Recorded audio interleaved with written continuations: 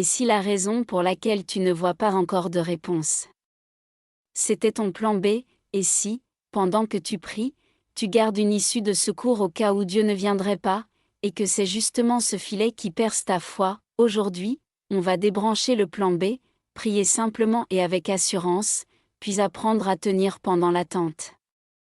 Inspiré par des leçons de Joyce Meyer, je te partage ce que j'ai compris, la parole est plus vraie que mes sentiments, demander n'est pas exiger mais honorer, et déclarer avec foi n'est pas nier la réalité, c'est inviter Dieu à la transformer.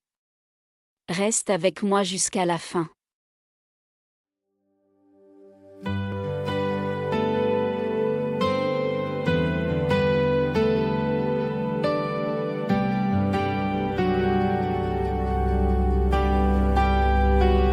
À toi la gloire, ô Éternel, je t'adore, mon roi fidèle.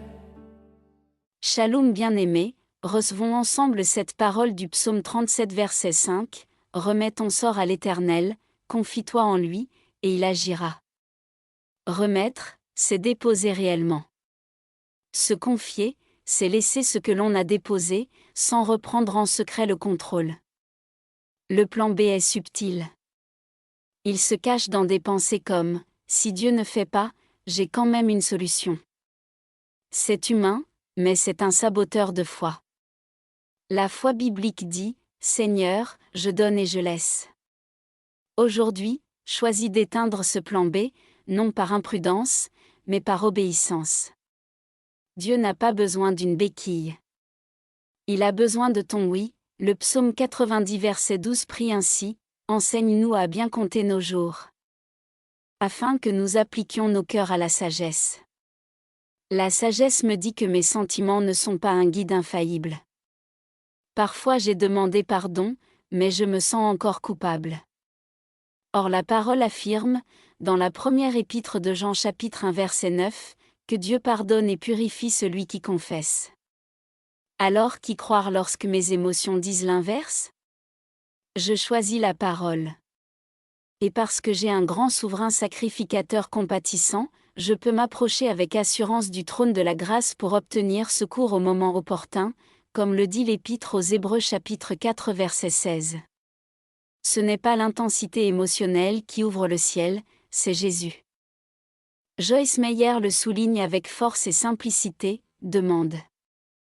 L'Épître de Jacques chapitre 4 verset 2 est limpide, vous ne possédez pas, parce que vous ne demandez pas, demander n'est pas exiger.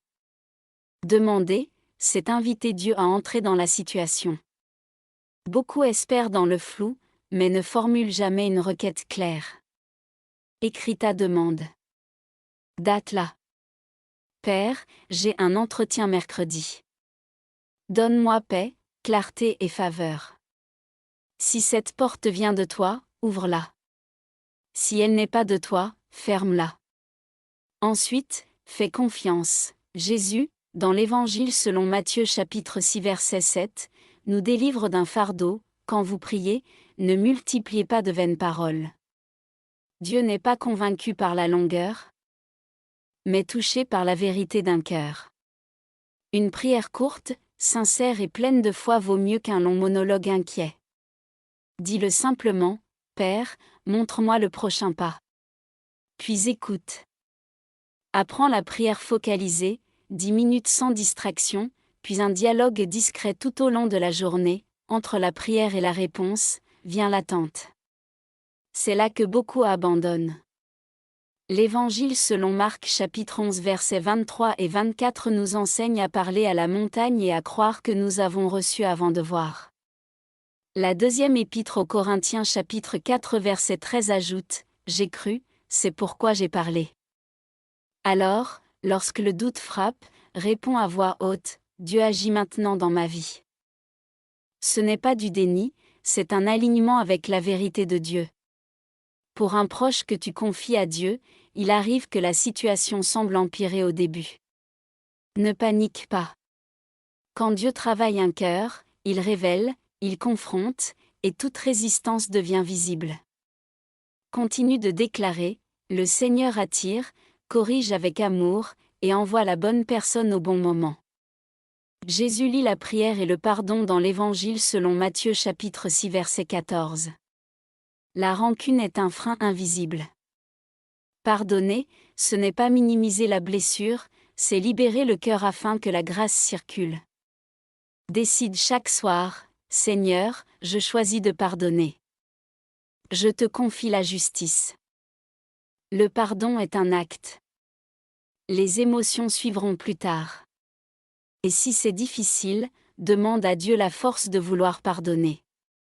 Tu verras le ciel se rouvrir sur ta vie, la confession est une autre clé. Ce que je cache me tient, ce que j'avoue me quitte. La première épître de Jean chapitre 1 verset 9 nous offre une promesse précieuse, si nous confessons nos péchés, Dieu est fidèle et juste pour pardonner et purifier. La confession n'est pas un couloir de honte, c'est une porte de lumière. On confesse, Dieu lave, et on avance. Ne laisse pas l'accusateur t'enchaîner à ce que Christ a déjà payé. Prier au nom de Jésus n'est pas une formule de conclusion. C'est l'affirmation de notre position, Père. Je viens vers toi au nom de Jésus. Je ne me présente pas avec mes mérites, mais avec ce que Jésus est. L'Épître aux Hébreux chapitre 4 versets 15 et 16 nous dit que Jésus comprend nos faiblesses et nous invite à nous approcher avec assurance. Cette assurance n'est pas de l'arrogance, c'est la foi dans l'œuvre parfaite de Christ, et voici un secret que j'ai appris de Joyce Meyer et que l'Évangile selon Jean chapitre 15 verset 7 confirme, demeure en Christ et laisse la parole demeurer en toi. Plus tu demeures, plus tes demandes s'alignent naturellement sur la volonté de Dieu. Tu pries alors, sans crainte, en ajoutant du fond du cœur, Père, si ce n'est pas de toi, épargne-moi. Le refus de Dieu peut être une protection, le délai peut être une formation. Passons à des applications très concrètes. Première application, une routine simple de 10 minutes, une minute de silence où tu prononces doucement le nom de Jésus et tu calmes ton souffle. 3 minutes d'adoration où tu dis qui Dieu est pour toi. 3 minutes de demande claire, 2 ou 3 sujets précis, exprimés simplement. 2 minutes d'intercession pour une personne ou une situation. 1 minute de remise et de déclaration, je remets mon sort à l'Éternel, je me confie en lui, il agira.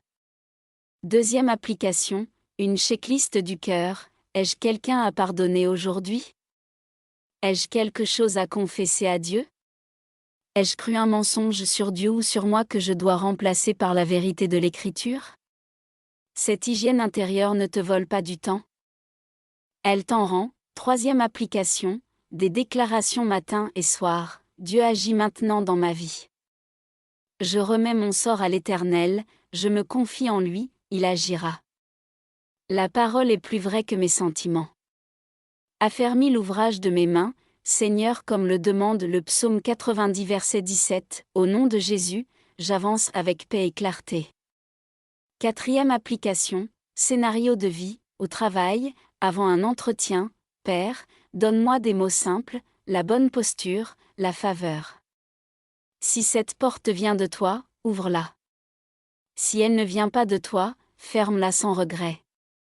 Je préfère perdre une opportunité que perdre ta paix. Dans une décision importante, Seigneur, montre-moi le prochain pas simple. Je choisis l'obéissance d'aujourd'hui plutôt que l'anxiété de demain. Dans une relation blessée, je choisis de pardonner. Apprends-moi la fermeté aimante et les limites saines. Garde mon cœur libre.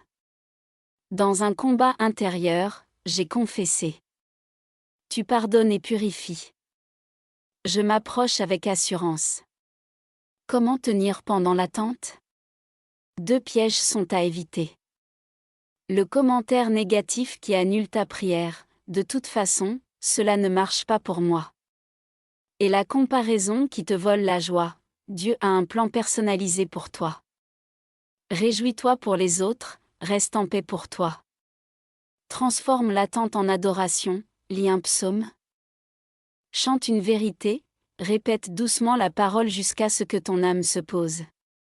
Le psaume 37 promet que Dieu fera paraître ta justice comme la lumière et ton droit comme le soleil à son midi. Le psaume 90 prie pour que Dieu nous rassasie chaque matin de sa bonté et affermisse l'ouvrage de nos mains. Voilà la nourriture quotidienne de la foi. Avant de prier, grave ces rappels dans ton cœur: Dieu n'est jamais en retard, il est juste à l'heure de sa sagesse. Ce que tu caches te tient, ce que tu avoues te quitte. Tu ne pries pas avec tes mérites, tu pries au nom de Jésus, pas encore ne